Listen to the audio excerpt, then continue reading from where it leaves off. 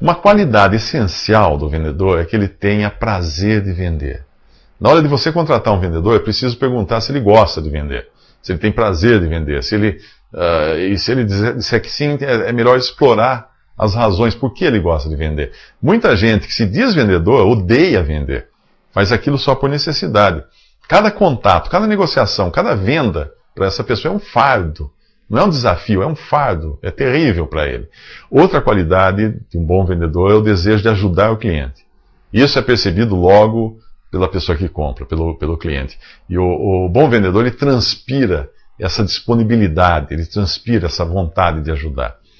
Os vendedores também precisam ser otimistas, né? Isso é importantíssimo. Eles devem sempre enxergar o lado positivo das coisas. Um técnico de manutenção, por exemplo, ele tem um perfil contrário de um vendedor. Ele precisa enxergar os defeitos. Defeito em tudo, para ele poder consertar, né?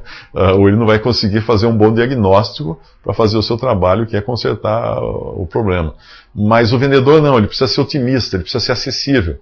Ele não pode ser do tipo que se irrita quando é interrompido, ou quando surge uma oportunidade fora da sua agenda, alguém chamado, ele não pode ficar irritado com isso. Ele tem que enxergar tudo como uma oportunidade. É preciso também ser criativo, ser muito criativo, muito inovador. E buscar também novas maneiras de detectar as necessidades, detectar os desejos dos seus clientes, analisar essas necessidades, analisar esses desejos de maneira também nova de atender. Por isso é importante que o vendedor estude marketing. Ele tem que estudar marketing para entender tudo que está envolvido numa venda. Ele tem que ter um espírito de explorador, ele tem que ter uma curiosidade muito aguçada, ele tem que gostar de abrir novas frentes onde ninguém imaginaria que daria negócio, ele tem que ser aquele cara que tem desafios, ele busca sarna para se coçar, ele tem que ser assim o vendedor. Ele tem que ter um faro muito apurado para dinheiro, ele tem que sentir o cheiro do dinheiro, descobrir onde estão surgindo os novos negócios, novos investimentos, correr lá e buscar novos negócios também. Por exemplo, um vendedor corporativo que lê jornal, ele pode saber que a prefeitura da cidade vizinha vai agora investir em novas escolas. E se ele trabalha com alguma coisa, desde a construção até a manutenção, até o fornecimento de material para escolas, ele vai enxergar isso como uma oportunidade. No dia seguinte ele está lá na cidade vizinha, procurando saber como encontrar um caminho para vender, tentar atender essas novas necessidades.